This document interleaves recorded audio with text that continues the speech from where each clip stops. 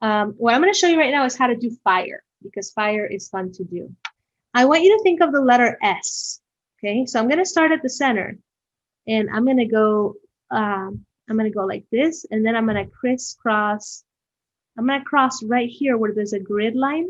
Okay, and then I'm going to go this way, and then right where there's another grid line, I'm going to crisscross right there.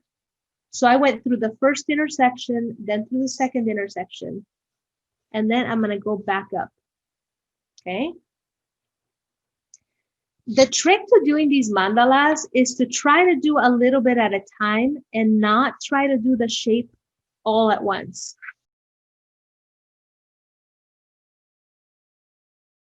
You're developing your muscle memory.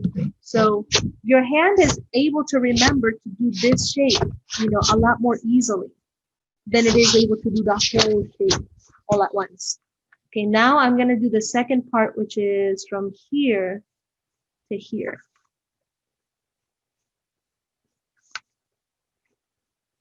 So again, do it a little bit at a time. Don't try to do the entire thing all at once.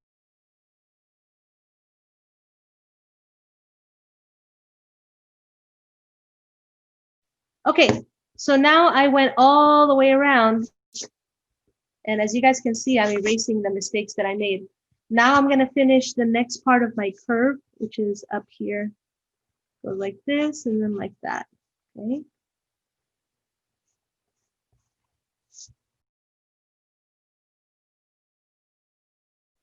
Okay. So now I have this curve that goes from the center all the way out. And now I'm going to turn it into fire. So I'm going to go right here where my intersection is.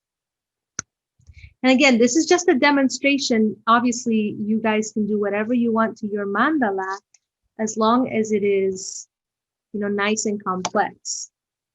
So it is very helpful to have these grid lines though, because that's what's helping me figure out where something ends and where something begins.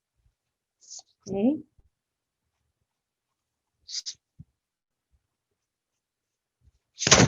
So keep turning your paper. Don't try to do an entire shape at once. Break it up into pieces. And the mandalas that are going to look the best are going to be the ones that have a combination of like thick and thin and, straight lines and curved lines and, a little bit of each thing. All right, so here's how my mandala looks so far, right? And if something doesn't look right, this is where you can start fixing it. Okay, so now that I have this is where you start asking yourself, well, what else can I do to this thing? So I'm going to take this and I'm going to form a teardrop at the top.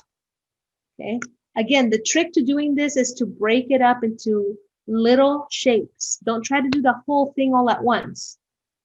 So I'm going to go to the top and I'm going to make like a letter. What letter is that? It's like a fancy letter C. And again, you're training your hand to repeat the same shape over and over.